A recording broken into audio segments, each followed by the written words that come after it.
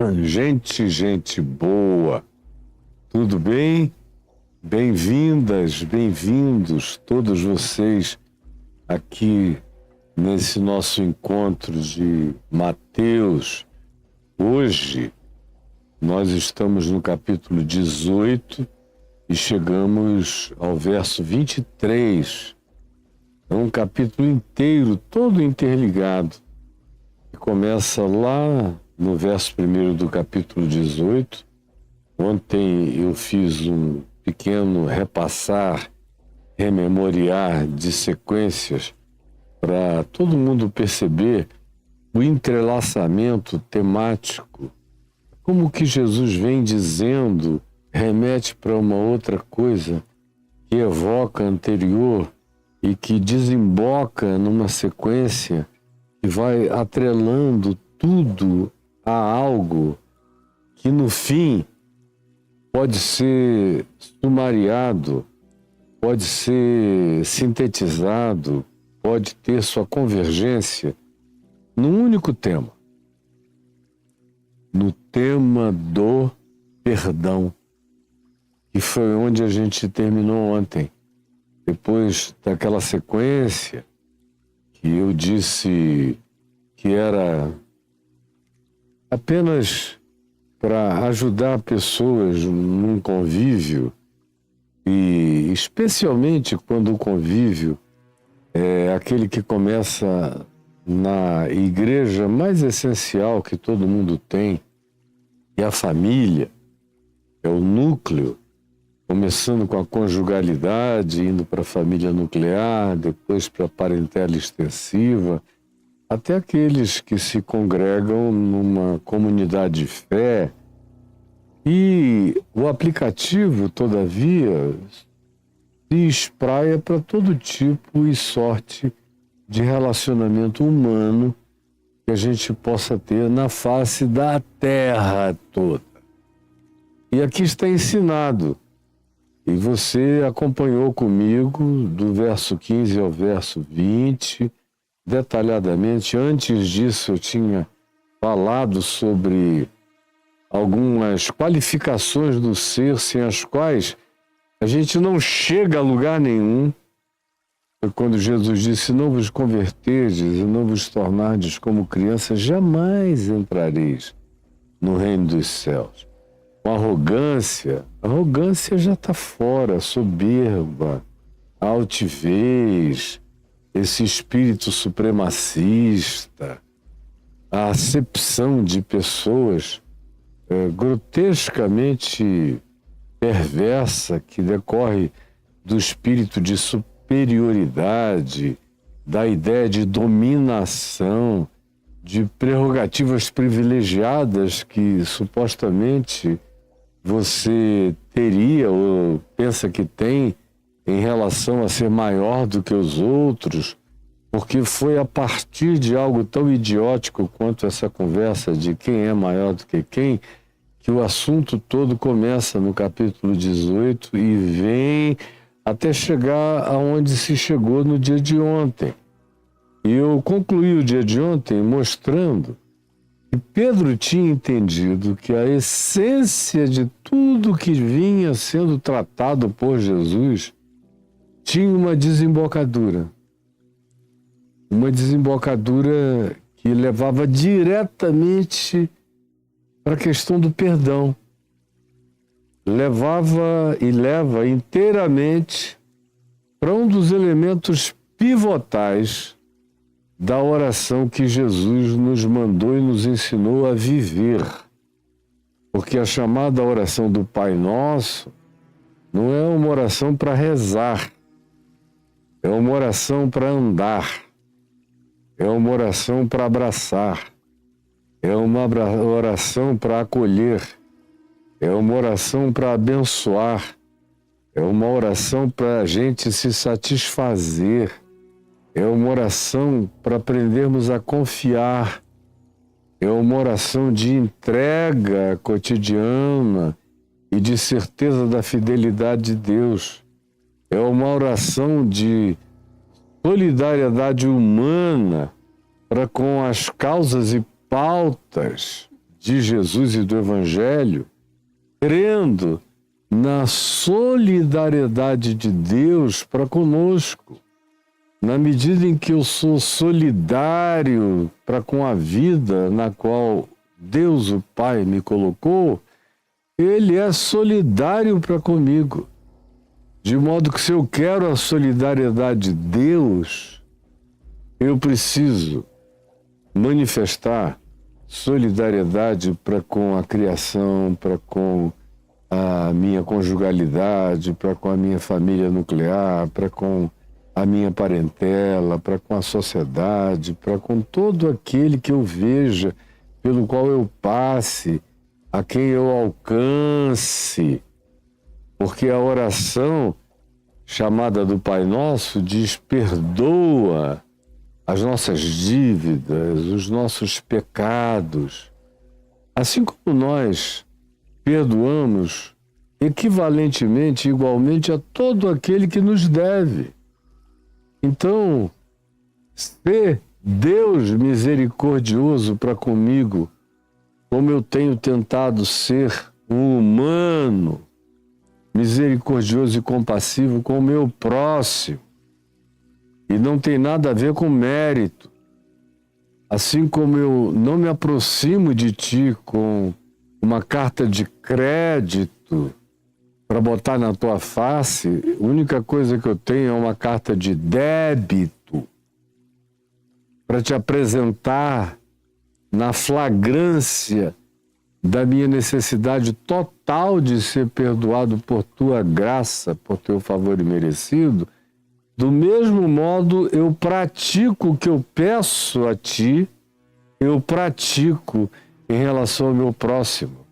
De modo que eu quero de ti o que eu faço com o próximo. E eu faço com o próximo o que eu peço a ti que faças comigo. E Pedro entendeu isso. Foi assim que no verso 21 do capítulo 18 se diz: então Pedro, aproximando-se, disse e perguntou a Jesus: Senhor, até quantas vezes o meu irmão, já que eu tenho que buscar reconciliação sempre, quantas vezes o meu irmão pecará contra mim e que eu lhe deva perdoar? Até 7 vezes? E aí ele estava evocando um número cabalístico para os judeus. Até 7 vezes? Esse é o limite? Aí respondeu Jesus: eu não te digo que até 7 vezes, Pedro, mas perdoa até 70 vezes 7 num dia. Ou seja, tu tens que aprender a viver uma vida que seja perdão. A vida que quer graça ininterrupta de Deus é uma vida que não interrompe o fluxo da graça nem da misericórdia em favor daqueles que a gente reconhece como próximo. E especialmente quando se trata de alguém que de maneira quebrantada, humilde, sincera, contrita, honesta, humana, verdadeira, se aproxima de mim e fala com verdade a respeito do seu coração. Se ele tiver me ofendido, se ele souber que ficou em falta comigo, se ele reconhecer o débito dele para com a minha vida, a falha dele no relacionamento comigo, aí então é que eu não tenho nem que considerar qualquer outra coisa, é sempre perdão. E é sempre perdão também até com esses que são os antagonistas, como Jesus ensinou. Quando ele disse: ame o seu inimigo e ore por aquele que persegue você. Aquele que se inimizou, que te odeia, que se transformou em Satã, em diabo contra a sua vida, perdoe esse Satanás. Perdoe esse diabolos humano. Perdoe. Assim como eu, por exemplo, até com o diabo espiritual, não penso nele. Ele tenta aprontar contra mim todo dia, ele apronta contra a vida, contra o mundo, contra a existência, contra Deus, contra anjos, contra toda criatura vivente, aonde ele alcança na sandice diabólica dele, ele, todavia, não é objeto nem das minhas considerações. Eu não penso nele, eu só falei agora e pensei no diabo como um tema por causa da nossa conversa. Simplesmente porque eu falei que Jesus nos ensinou a perdoar até aos seres humanos diabo. São os inimigos, os satãs, os antagonistas da nossa vida.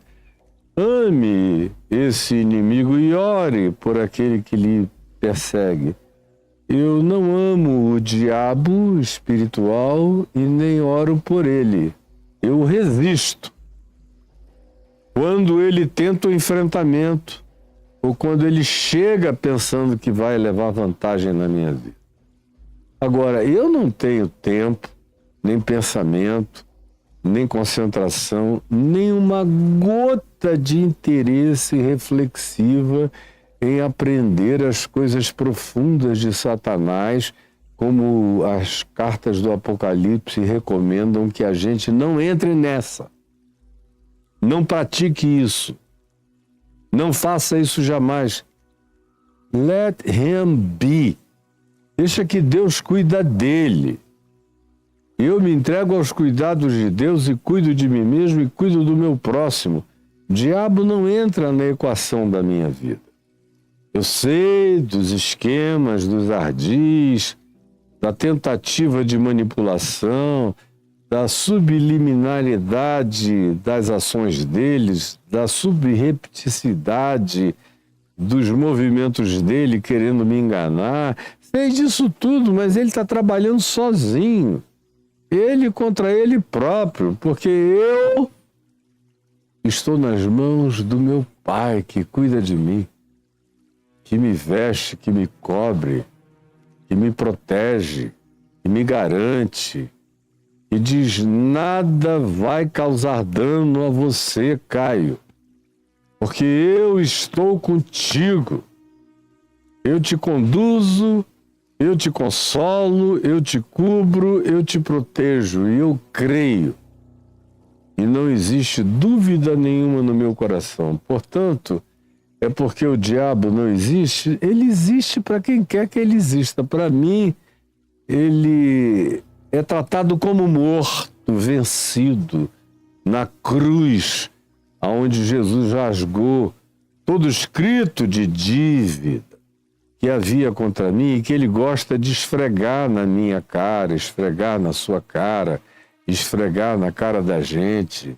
Ele tenta fazer isso o tempo todo e na minha, esse é um ato vencido. Ele já chega derrotado, porque Jesus já rasgou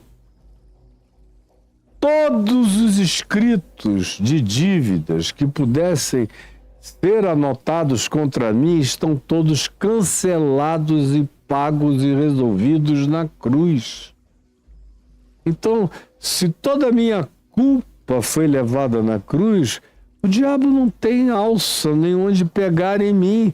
Eu ando limpo, justificado, santificado, buscando andar na luz, sem treva em mim, sem alimentar sombras, sem namorar as sombras, sem culto à ambiguidade nem ambivalência, tanto mais quanto eu me livre do culto à ambiguidade e à ambivalência, mais absolutamente limpo, livre, guardado e protegido eu caminho nessa vida. Mas sem diabo, mais cheio do Espírito Santo. Então Pedro, quando ouviu o que Jesus disse, o teu irmão pecar contra ti, vai lá, fala com ele sozinho e tal, tudo que está gravado aqui no YouTube, e que eu falei 2 ou 3 dias seguidos a respeito disso, Pedro entendeu que no fim a questão toda remetia para algo singular, que é o perdão. Tudo a gente resolve com perdão, o problema é perdoar. Perdoar esses caras encardidos, horrorosos.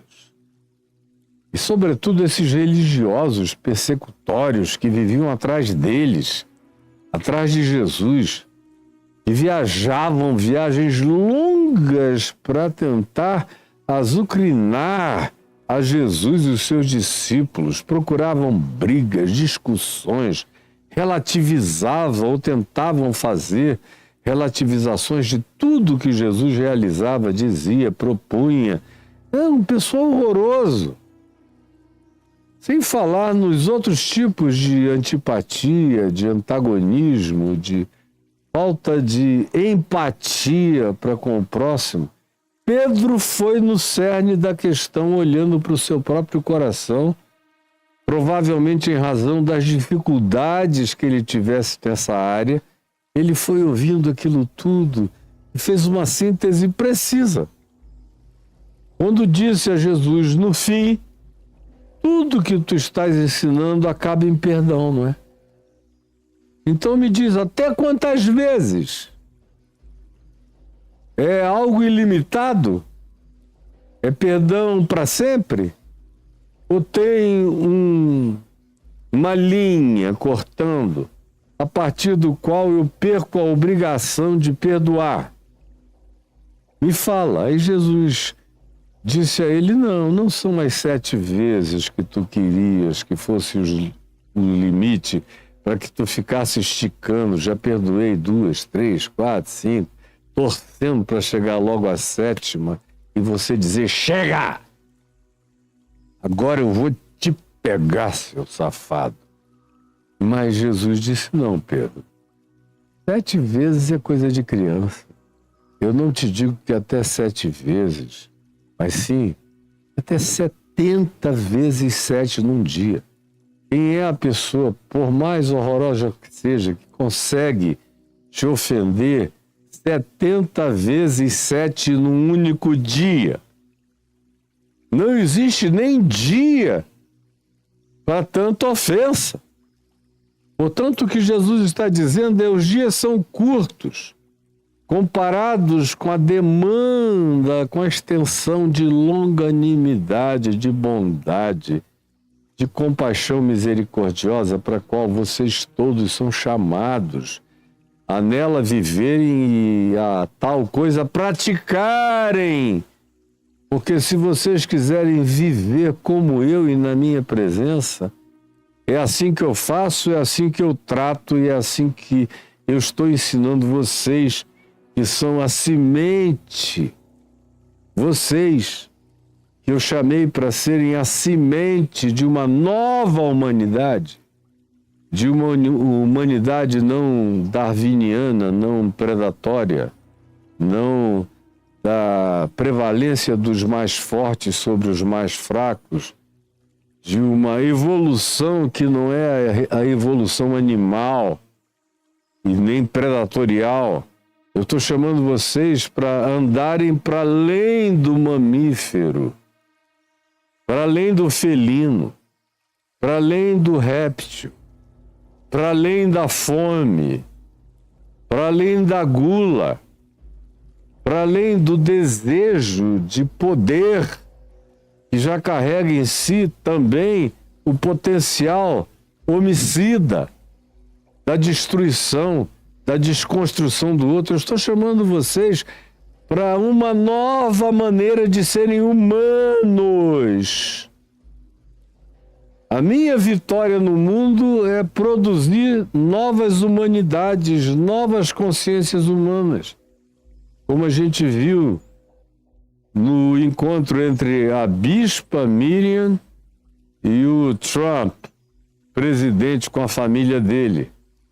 Um é uma pessoa que se entregou à nova humanidade proposta por Cristo Jesus segundo o Evangelho, a bispa.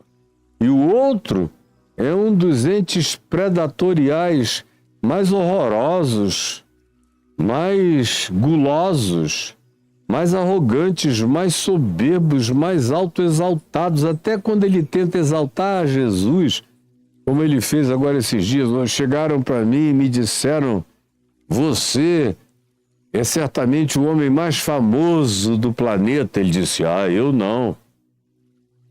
Mais famoso de todos é Jesus. Aí o povo crente batendo pau. E, supostamente ele não tinha falado que o John Lennon, num arrobo de infantilismo, com 30 anos de idade, falou, nós somos mais conhecidos do que Jesus. Bobagem, como se Jesus estivesse brigando por se tornar campeão de audiência, de conhecimento. De fato, mais da metade do planeta até o dia de hoje ainda não ouviram falar no nome Jesus. Não de Jesus o Cristo, não de Jesus do Evangelho da Galiléia. Eles podem até conhecer alguém com esse nome, mas não conhecer o Cristo do caráter revelado de Deus nos Evangelhos. E aí, nesse sentido, Trump, como nome, é mais conhecido do que Jesus. Ele é conhecido na Coreia do Norte, Jesus não. Ele é muito conhecido na China, Jesus não. Ele é muito conhecido na Índia, Jesus não. Não por todos. Ele é muito conhecido pelos judeus, a maioria dos quais repudiam o nome de Jesus, a menos que você seja um turista soltando uma grana preta, aí eles contam a historinha que você quer ouvir, porque antes de tudo vem o amor deles pelo dinheiro. Mas até quando o cara foi exaltado e ele quis dar glória a Jesus para os sentidos óbvios e pífios e medíocres e tolos dos crentes que ficam contando quantificações e não a sinceridade do coração, ele fez isso com um orgulho brutal. Você vê na cara dele, ele estava quase orgasmando de autoglorificação, dizendo, olha só como é que eu sou. E sabendo que a crentalhada toda não consegue separar uma coisa da outra, não consegue ver o cara babando de soberba, de arrogância pessoal naquela declaração. Mas, pois bem, nós estamos aqui para praticarmos o entendimento de que não existe coisa alguma que a gente possa fazer que se mantenha com qualquer significado ou valor se nós não formos pessoas que pratiquemos o perdão no nosso cotidiano, em todas as áreas possíveis. Que foi o que a bispa, que é um ser humano evoluído, faz parte da nova humanidade, olhando para baixo para um ser humano involuído, um ser humano animal, um ser humano canino, um felino político, ou um dragão do Nilo, ou uma besta fera devoradora de fracos, naquele encontro se manifestou. A nossa vocação é para essa evolução, e essa maturação, e essa assemelhação com Deus através da configuração da face de Cristo no nosso rosto, no nosso coração, no nosso caráter, só acontece mediante a prática do perdão. Porque aquele que ama, perdoa. E aquele que diz que ama e não perdoa, nunca amou. O verdadeiro amor carrega geminadamente a manifestação do perdão no seu poder de realização e de prática. E se eu não tiver e não carregar o espírito do perdão, não adianta a minha discursividade sobre amor, fé, esperança, doutrina, vida correta, solidariedade de entrega de bens, dar todos os meus bens aos pobres, ou entregar meu próprio corpo para o martírio, para eu ser glorificado como um mártir corajoso e valente que não abriu mão dos dogmas da religião. Tudo isso é bobagem se no seu dia a dia você não conseguir praticar perdão com o teu irmão, e arguí-lo, conversar com ele, resolver com ele, tratar com ele, e tratar querendo a conversão dele, querendo chegar a um acordo de pacificação. E se no fim de tudo ele não quiser, você passa a tratá-lo bem, que é como Jesus tratou os gentios e os publicanos, muito bem, sem fazer acepção de pessoas. Aí Pedro olhou para aquilo tudo e falou: ixi, isso tudo vai ter que fazer de mim um cara que vou perdoar sempre? Que sacrifício horroroso! Escuta, até 7 vezes? Jesus disse: não, até 70 vezes 7 num dia. Só assim vocês vão se tornar e se converter e andarem no lugar simples e quebrantado de uma criança que é ensinável e que pratica bondade e misericórdia. Você veja quantas vezes crianças são humilhadas para todos os lados. Se você, como adulto, fosse tratado como a maioria dos pais tratam seus filhos, você iria ficar com ódio do seu pai e da sua mãe a partir de 3, 4 anos de idade. Mas eles têm um potencial para perdoar. E olha que criança é maltratada, muito frequentemente. Vida de criança, na maioria das famílias, é um horror. Ela grita, grita, grita, ninguém ouve. Ela puxa, arranca a saia, não tapa. Sai daqui, menino, cala a boca, vai pra lá, fica de joelho, tá, fecha-te do quarto. Eu já disse para não abrir a boca. Imagina só, se você tivesse em relações adultas o mesmo tipo de tratamento que a maioria dos pais e familiares devotam a uma criança, na grande maioria das famílias, você cresceria odiando seu pai e a sua mãe. E o que eu vejo toda hora, e eu vejo muito documentário sobre coisas bárbaras que acontecem em famílias. E quando acontece de um pai matar uma mãe, da mãe matar um pai, ou alguma coisa dessa visceralidade dentro da casa, dentro da família, o que normalmente você encontra é a admissão dos filhos, da maioria dos filhos, de que, poxa, meu pai foi a coisa mais nojenta que eu já vi. E ele fez o inominável, eliminando a minha mãe, ou um parente, ou seja lá o que for. Mas ainda assim, a grande crise desses indivíduos é que eles não conseguem ficar com ódio daquele pai horrível, nem daquela mãe horrorosa. Não conseguem, a maioria sofre. Então, até nesse sentido, a ilustração que Jesus trouxe, quando disse, pegando uma criança e colocando ali no meio dos que queriam saber quem era o maior de todos, é: se vocês não se converterem, não se tornarem como uma criança, vocês jamais vão entrar no reino dos céus. Aí Pedro vai levando isso até as últimas implicações e diz: meu Deus, esse negócio desemboca em perdão. Escuta, Jesus, 7 vezes num dia é o suficiente? Aí vem Jesus e diz: não, não é isso. Até 70 vezes 7, ou seja, não há uma possibilidade de que alguém viole tanto algo contra você num dia que o desafio do mandamento de perdoar não seja ainda mais extenso do que qualquer que seja o seu pretenso e pseudo direito de odiar ou de rejeitar.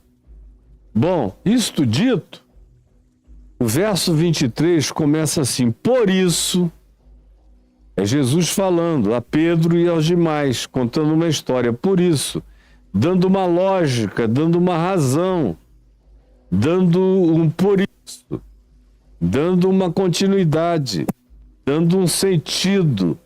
Por isso, o reino dos céus, tudo começou no capítulo 18 com entrar no reino dos céus.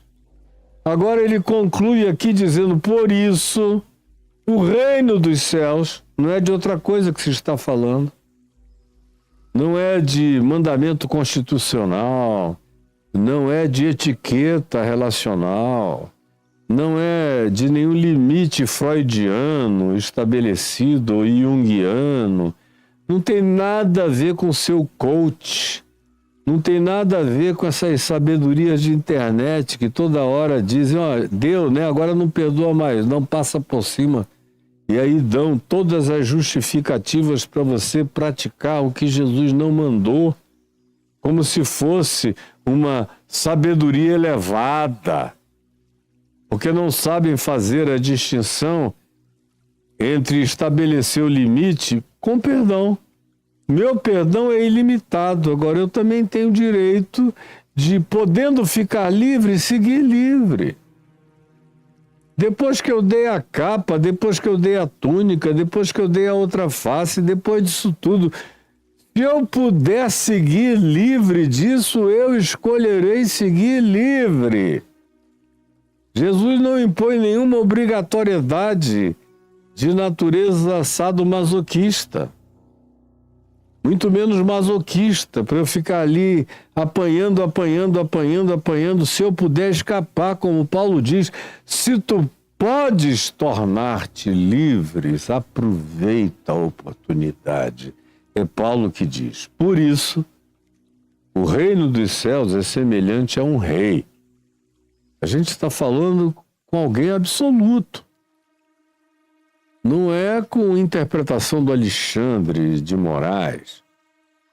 Nós não estamos falando com conceitos da Suprema Corte Americana, que está toda pervertida e desalmada, nem tirando aprendizagens das xarias muçulmanas, nem tampouco da Torá e das leis de Moisés, que são leis de olho por olho, dente por dente, vingança, toma lá da cá. Por isso eles estão se tornando cada dia mais, quanto mais religiosos se tornam, mais fanáticos se manifestam, e quanto mais fanáticos, menos humanos, mais desumanos, em algumas ocasiões, inumanos. Infelizmente é isso que se tem que admitir. Mas, enquanto você não entende que sobre a vida há um soberano absoluto e que é diante dele que eu tenho que responder, em relação a ele que eu busco semelhança, ele é o mestre a quem eu quero obedecer, porque ele é o rei absoluto da minha vida, enquanto eu não tenho em Deus esse absoluto total, eu fico buscando relativizações e prazos de validade para minha bondade. Agora chega, eu vou esfolar daqui para frente. Como a maioria daqui que está aqui comigo pratica. Mas Jesus diz, olha, vocês estão sozinhos se assim vocês fizerem, porque o reino dos céus é semelhante a um rei e resolveu ajustar contas com os seus servos. Chega sempre essa hora em que o rei ajusta conta com todos os seus servos. Seja quando ele vier ao nosso encontro, ou seja quando eu sair daqui e for ao encontro dele, eu irei. Não daqui a quanto tempo, eu não sei em quanto tempo eu irei, mas eu estou cada dia mais próximo desse tempo no qual eu irei. E cada um de nós é julgado segundo as suas obras. É claro que Jesus disse que aquele que crê nele anda segundo esse amor em fé, segundo essa fé que opera pelo amor, pela prática da bondade, da misericórdia, da fidelidade, da justiça, do domínio próprio, da graça. Tanto mais quanto eu me aproprie dessa fé, confiando que Jesus na cruz rasgou todo o escrito de dívida que havia contra mim, e tanto mais quanto eu não brinque com esse perdão, com essa graça, tentando fazer disso algo banal, mas ao contrário, por causa dela, E por causa do significado que eu discerni, ela se transforma num dogma absoluto no meu coração. O único dogma de Jesus é amar. E aonde quer que esse dogma do amor esteja em prática, o perdão vem naturalmente. Como eu já falei antes aqui, estou falando há 51 anos na minha vida. Chega a hora em que cada um de nós vai ter que responder. Vai ter que responder. Ou vocês acham que o Trump não vai ter que responder? Meu Deus, eu queria ser qualquer um, menos o Trump.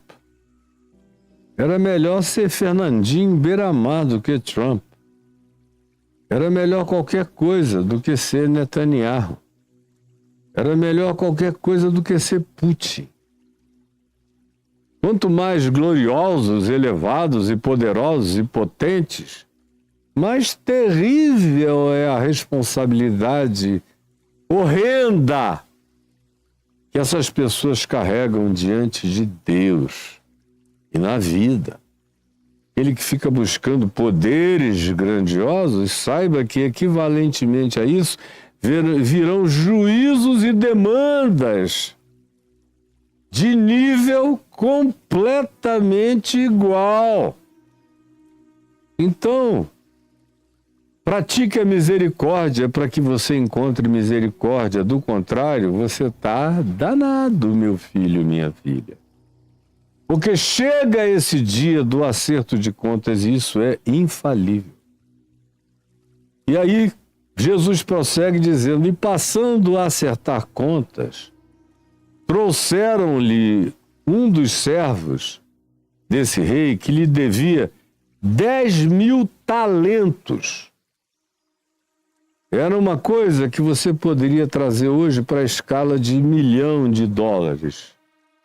Era uma super dívida que o cara tinha para com esse soberano absoluto.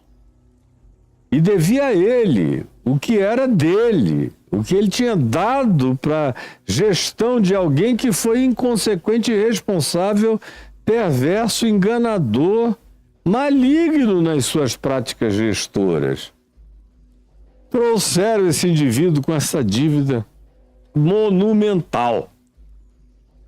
E o verso 25 diz, não tendo ele, o endividado, porém, com que pagar a sua dívida, ordenou o rei, o senhor, o absoluto, que fosse vendido ele, a mulher dele, o filho dele, tudo quanto ele possuía, a fim de que a dívida fosse paga ou pelo menos diminuída. Essa era a ordem. Essa é a implacabilidade da justiça universal. Aquilo que o homem semear, isso também ceifará. Essa é a implacabilidade dos juízos da existência, dos juízos do universo, dos juízos da natureza. A natureza não pratica graça. A natureza pratica predatoriedade. Tem, não tem, é comido. E aí, nos dias de Jesus, no primeiro século, quando se diz isso aqui que é tão dantesco, quando se diz que a ordem do Senhor absoluto é que ele fosse vendido, transformado em escravo num mundo onde boa parte da população era escrava. E não era escravo porque era negro. Não é como a escravidão americana, nem sul-americana, nem latino-americana. Era uma escravidão voltada para a cor da pele. Era o preto, menor do que o louro de olhos azuis europeu, qualquer outro indivíduo, era o preto. Não, no primeiro século, especialmente no mundo romano e antes do mundo romano, no mundo grego, em todos os outros mundos, os negros frequentemente tinham grandes status. Não havia esse tipo de preconceito que se desenvolveu de 400 anos para cá em relação à cor preta. Não mesmo. Os romanos não tratavam E não escravizavam pessoas por causa da cor da pele. O cara podia ser louro, de olhos azuis e ser escravo. Era por dívida. Era por ter sido conquistado numa guerra. Era por ter se tornado, portanto, prisioneiro de guerra. Virava escravo. Alguns deles eram gataços. Alguns deles viravam gladiadores quase que adorados pelas mulheres, mas eram escravos. E eles podiam comprar sua liberdade, sua alforria. E não raramente algum senador romano se encantava com um gladiador ou com um servo de excelente qualidade e acabava dando carta de alforria e até adotando o indivíduo. Não tinha nada a ver com a cor dele, mas adotando o indivíduo pelas qualificações do caráter e do serviço dele. Nos dias de Jesus, portanto, isso não se aplicava à negritude de nenhuma natureza. Qualquer um podia se transformar em escravo pela dívida. E a mulher dele ia no combo. Os filhos iam no combo, eram propriedade dele também. E como ele não tinha com o que pagar, os filhos se transformavam em assets, se transformavam em commodity, que poderia ser vendida. E tudo mais que ele possuísse para ver o quanto se poderia diminuir daquela dívida. É forte a ilustração. E aí Jesus prossegue dizendo, então, aquele servo endividado na casa de $1 milhão, prostrando-se, reverente, contrito e quebrantadamente, rogava, implorou, pediu, orou, gemeu, derramou lágrimas e disse ao rei, sê paciente comigo e tudo eu te pagarei. Sê paciente para comigo e eu tudo te pagarei. E o Senhor daquele servo, esse rei absoluto, se compadeceu dele. Teve compaixão, misericórdia, se condoeu, olhou em volta e se solidarizou.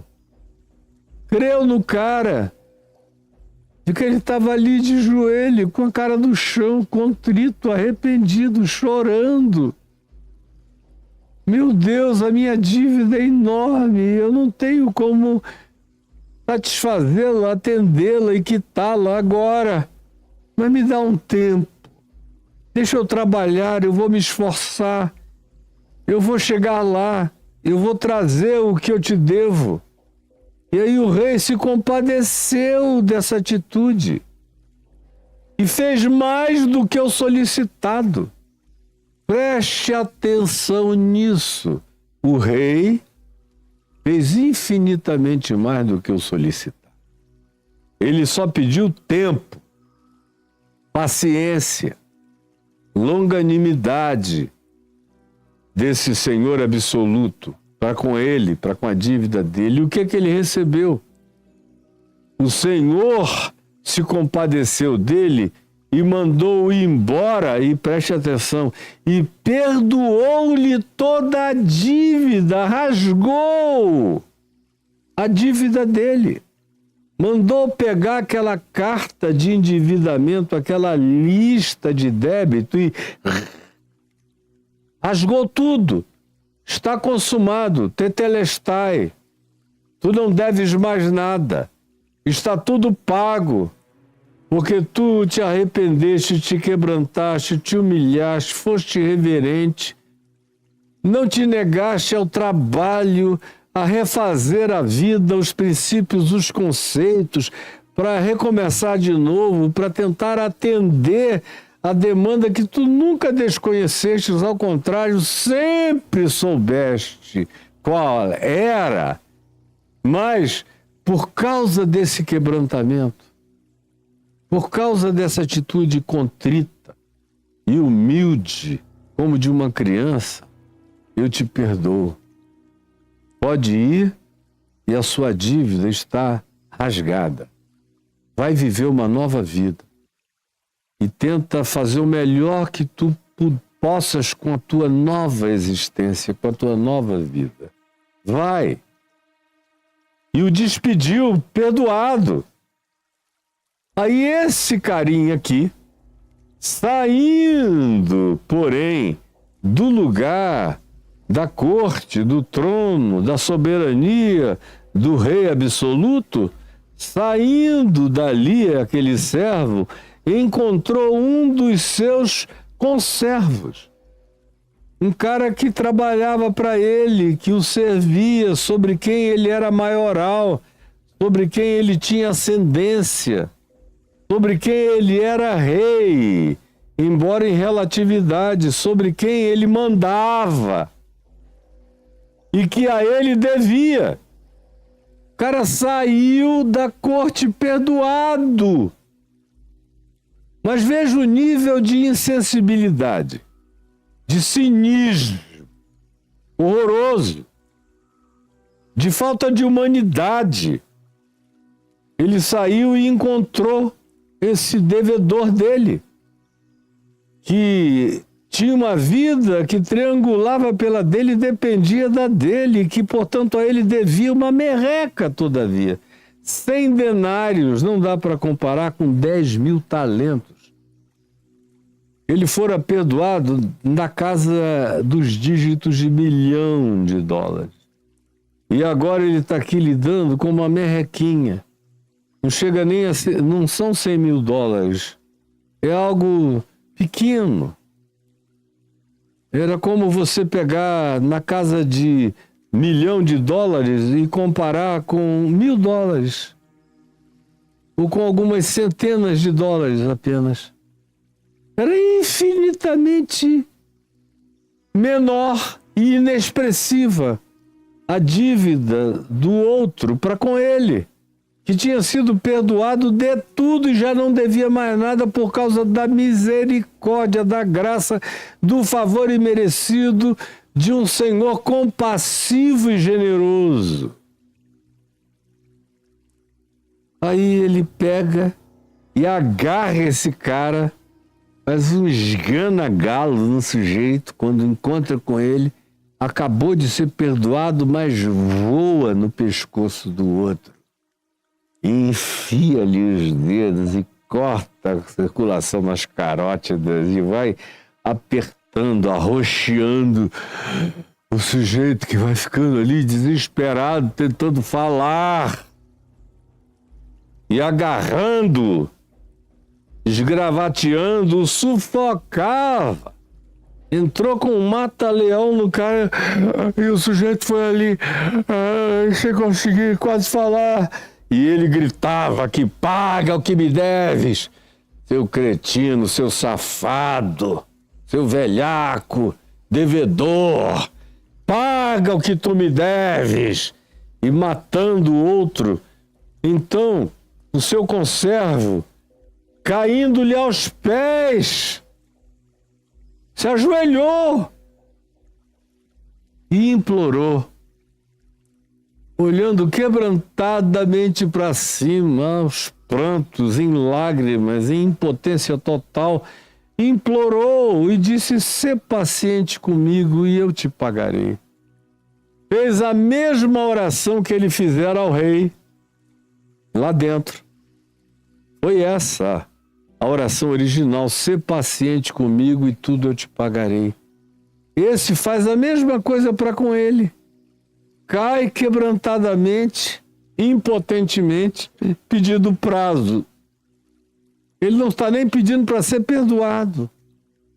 Ele está pedindo a chance de demonstrar pelos atos futuros a sua capacidade de recuperação e, portanto, de acertamento da dívida com esse a quem ele não negava que devia.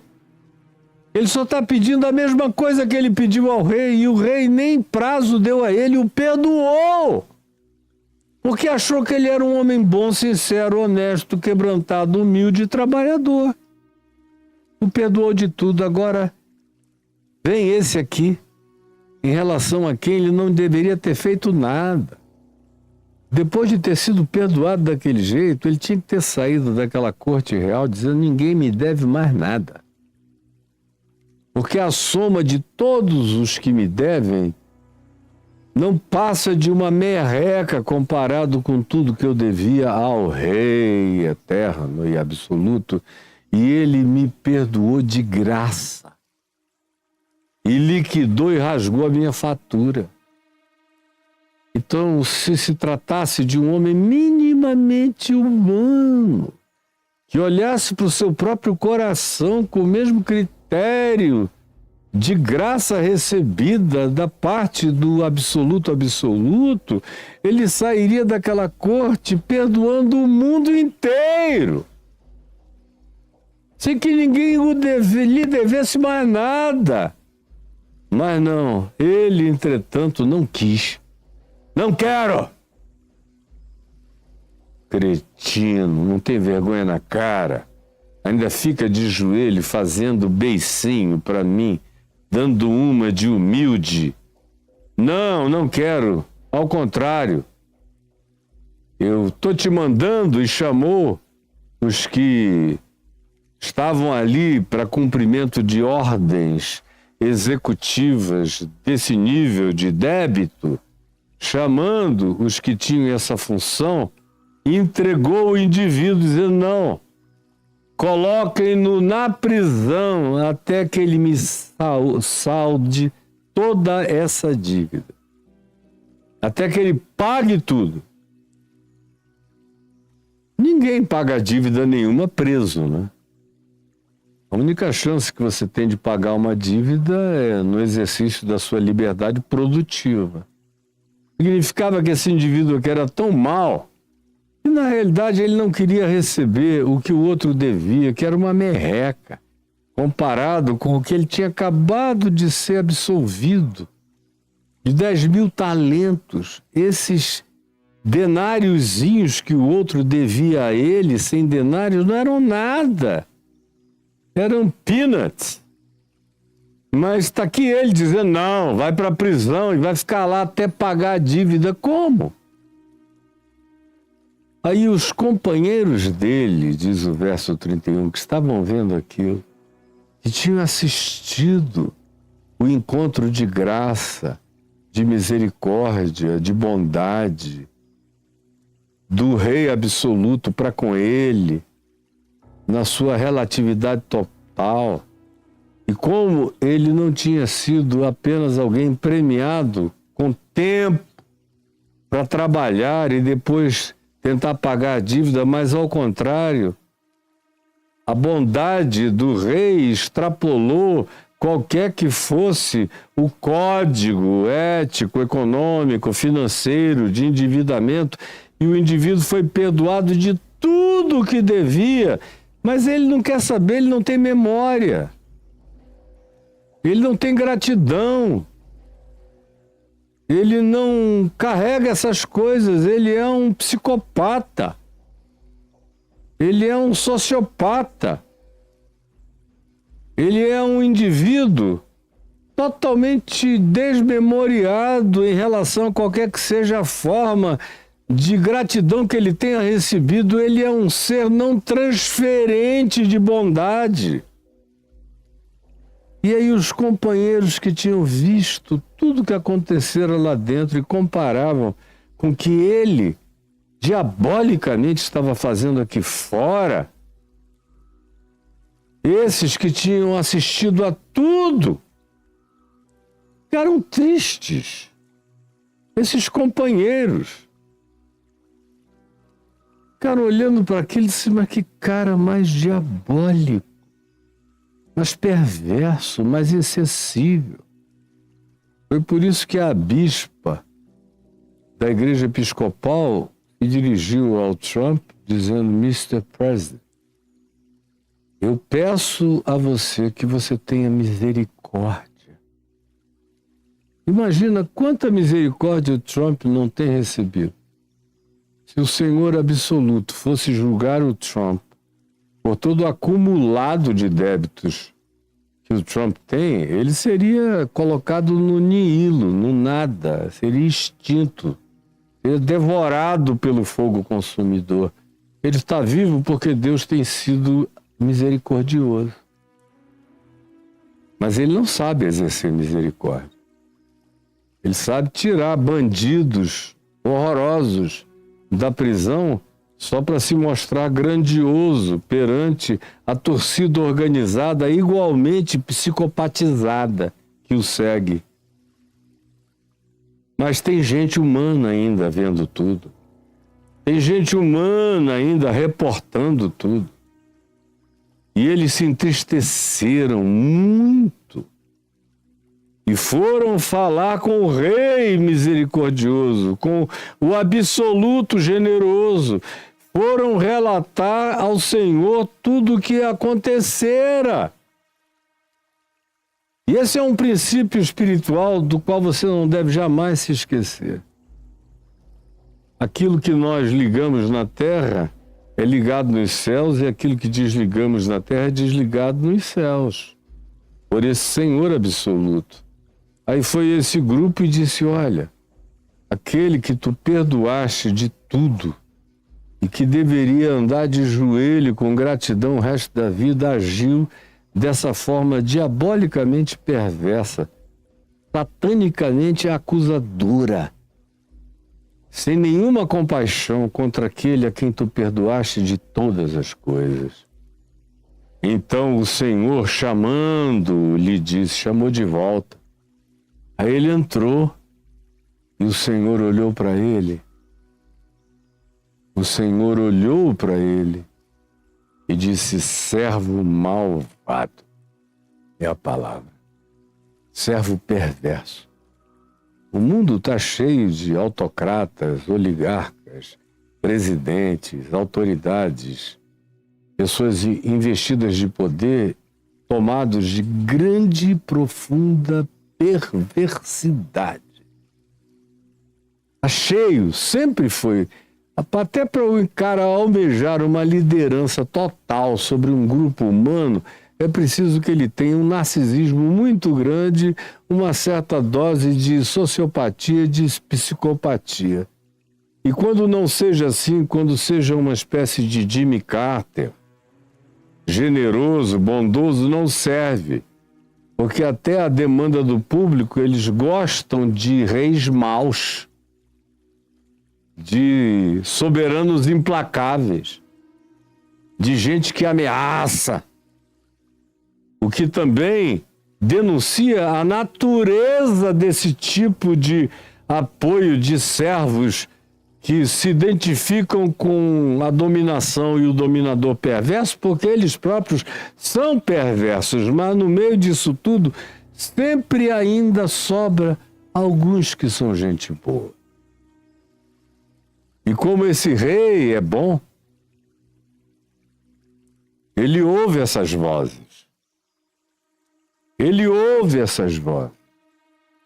Ele está ouvindo as vozes de milhares de mães desoladas em Gaza, crianças amputadas sem anestesia, gente que escapou e que preferia ter morrido porque na mesma bomba morreram pai, mãe, todos os irmãos e avós e a família inteira.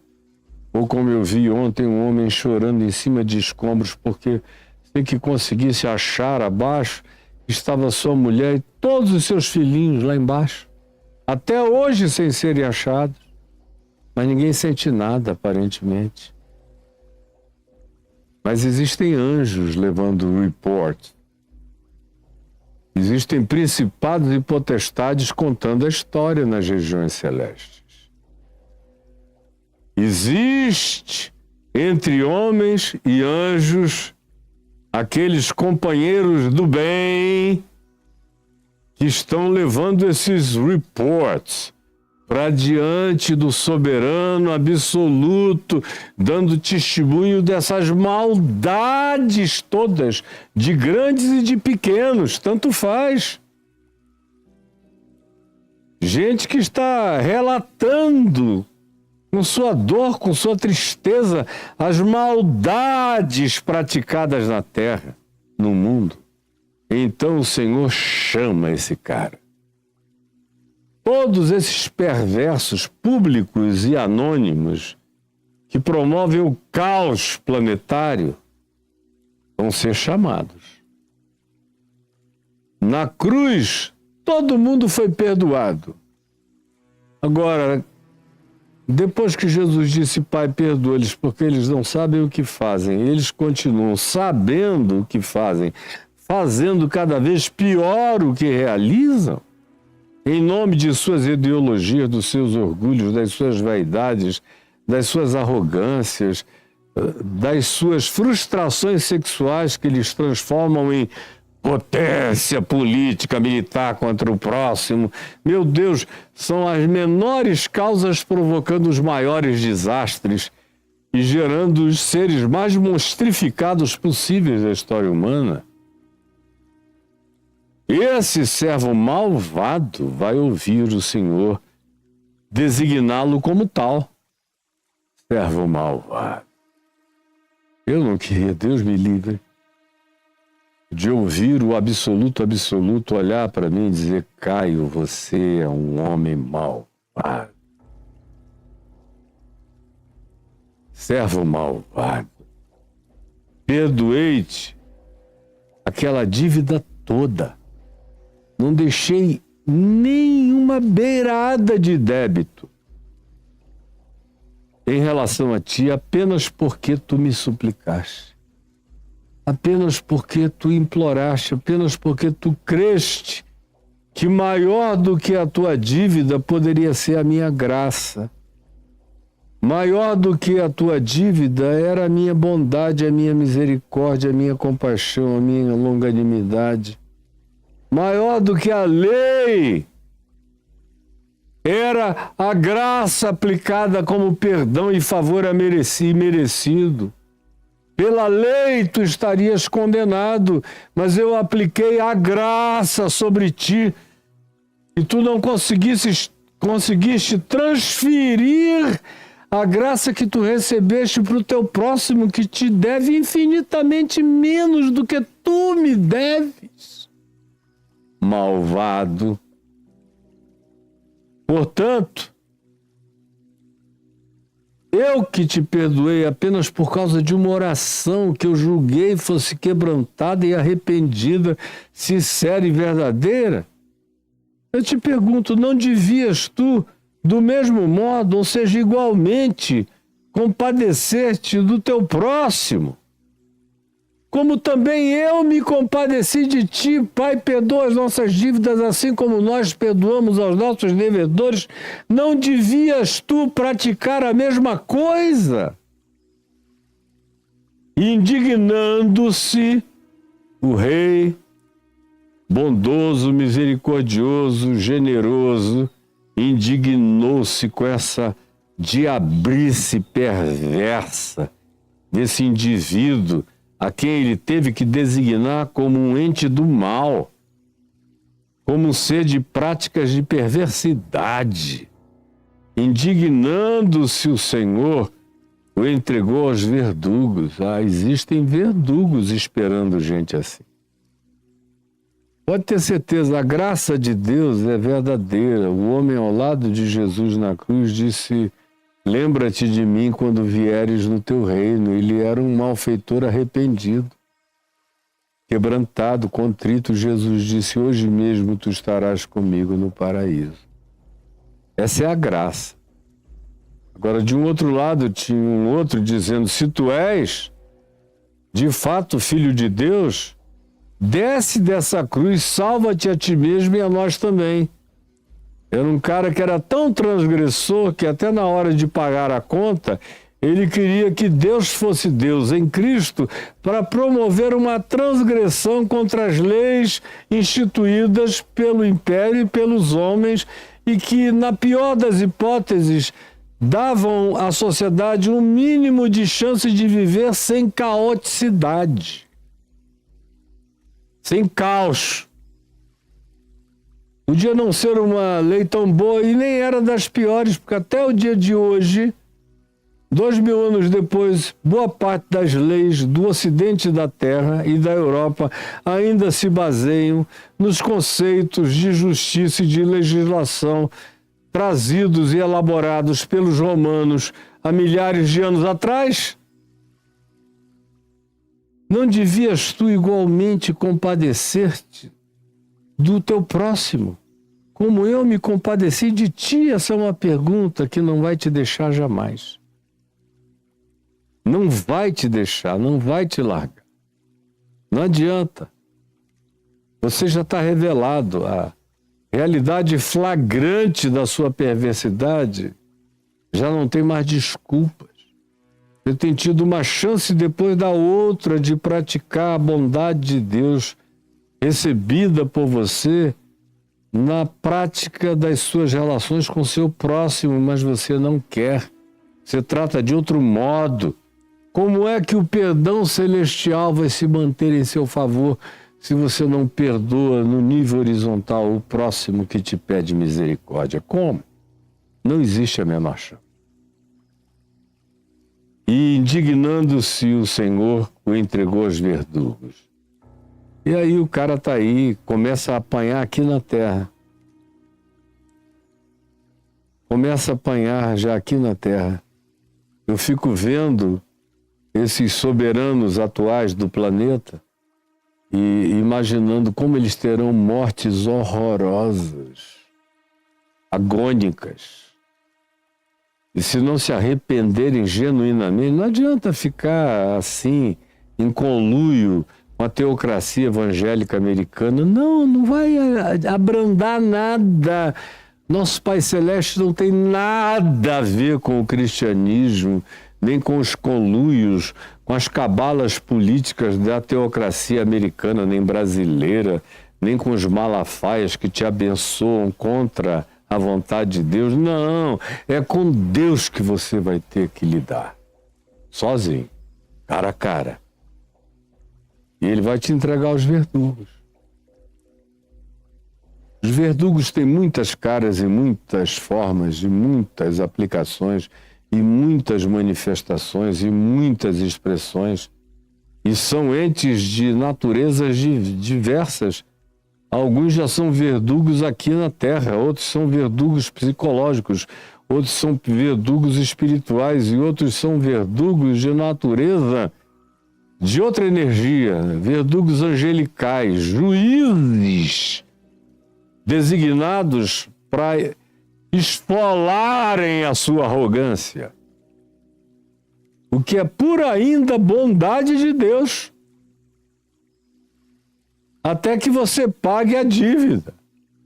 Você não quis transferir graça que você recebeu para o próximo, agora você vai ter que viver sob a lei e vai ter que pagar, sofrer, e sofrer para sempre. Até que a bondade de Deus decida se o melhor que te possa acontecer na tua maldade inarrependível venha a ser a tua própria extinção. Como eu tenho dito, que no conceito de inferno é o melhor de todos os cenários, é cair no nada, no nihilo absoluto, na inexistência. Mas enquanto isso, todos os que praticam a iniquidade vão ter que lidar com verdugos bárbaros. E esse é um princípio espiritual enunciado por Jesus. Não tem brincadeira nisso aqui. Isso aqui é o que isso aqui é. E aí Jesus conclui dizendo: assim também, do mesmo modo, assim também meu Pai,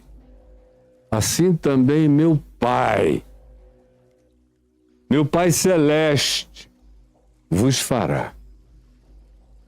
Isso vai acontecer com vocês. Eu estou contando uma parábola, uma história ilustrativa. Agora, não fiquem pensando que isso é fábula. Isso vai se aplicar a existência de quem se nega a perdoar. Vai. Inapelavelmente, pela manifestação do arrependimento quebrantado e contrito, você é perdoado de todas as suas dívidas. Porque Deus é bom e misericordioso e trata você com graça, que é favor imerecido. Não é mérito, é misericórdia. Assim também, o meu Pai Celeste vos fará, se vocês não quiserem ser uma extensão do amor dele, da bondade dele, da graça dele, do perdão dele para com o próximo. E decidirem tratar o próximo como o diabo trata a quem quer que seja.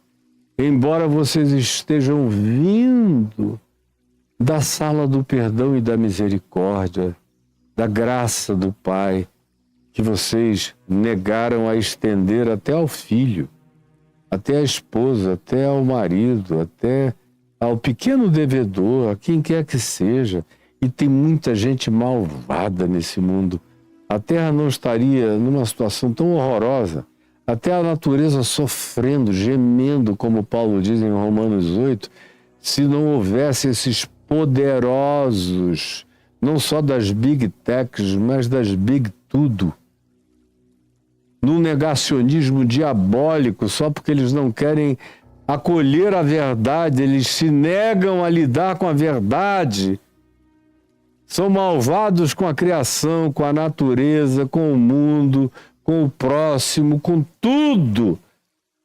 A Terra não estaria gemendo como está se não houvesse tantos dominadores perversos. Agora, o dia deles vai chegar. E ninguém brinque com isso, porque assim também meu Pai Celeste vos fará. Se do íntimo, não da boca para fora, mas do coração, se não houver uma solução de limpeza profunda do ser, tudo que é concernente ao reino de Deus tem a ver com o coração. O reino de Deus habita o coração, habita o íntimo. Assim também meu Pai Celeste vos fará, se do íntimo não perdoardes cada um ao seu próximo, ao seu irmão, ao outro. Vai acontecer inapelavelmente.